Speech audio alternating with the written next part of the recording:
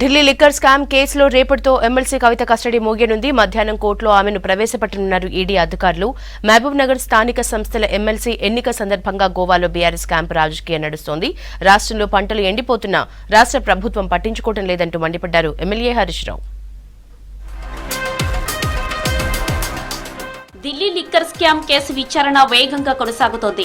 మద్యం case money laundering వ్యవహారంలో BRS MLC Kalvakuntla కవితను 9వ రోజు విచారించారు ఈడీ అధికారులు.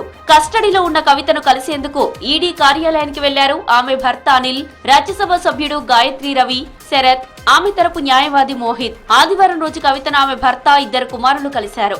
మంగళవారంతో కవిత కస్టడీ ముగియనుంది. దీంతో అదే రోజు రౌస్ అవెన్యూ కోర్టులో కవితను ప్రవేశపెట్టనున్నారు ఈడీ అధికారులు. గోవాలో మహబూబ్ నగర్ స్థానిక సంస్థల ఎమ్మెల్సీ ఎన్నికల క్యాంపు నిర్వహించారు బీఆర్ఎస్ నాయకులు. గోవాలోని ఓ ప్రైవేటు హోటల్లో ఎంపీటీసీలు, మాజీ ఎమ్మెల్యేలతో క్యాంపు ఏర్పాటు చేశారు.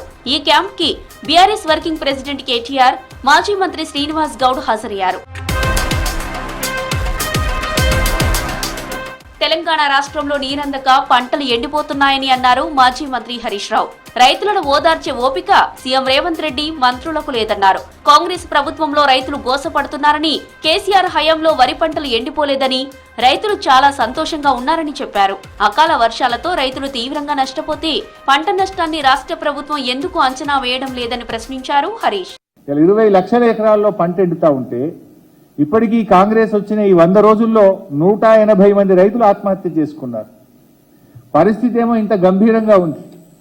కానీ కాంగ్రెస్ పార్టీ మాత్రం అసలు ఈ ప్రభుత్వానికి, ముఖ్యమంత్రి గారికి, ఈ మంత్రులకు టైం దొరకలేదు. క్షేత్రస్థాయిలో వెళ్లి పరిస్థితిని అంచనా వేయడానికి గాని, రైతుల్ని ఓదార్చడానికి గాని, రైతులకు భరోసా కల్పించడానికి గాని ఈ ప్రభుత్వానికి అసలు టైం దొరకలేదు. లోక్సభ ఎన్నికలకు బీఆర్ఎస్ సిద్ధమైంది. 17 లోక్సభ స్థానాలకు ఇప్పటికే అభ్యర్థులను ప్రకటించింది. ఎన్నికల్లో పోటీ చేసే అభ్యర్థుల గురించి గత వారం రోజుల నుంచి కసరత్తు చేస్తున్న బీఆర్ఎస్ మరో అభ్యర్థిని ప్రకటించింది. హైదరాబాద్ పార్లమెంటు స్థానం నుంచి పోటీ చేసేందుకు గడ్డం శ్రీనివాస్ యాదవ్ కు అవకాశం కల్పించారు కేసీఆర్.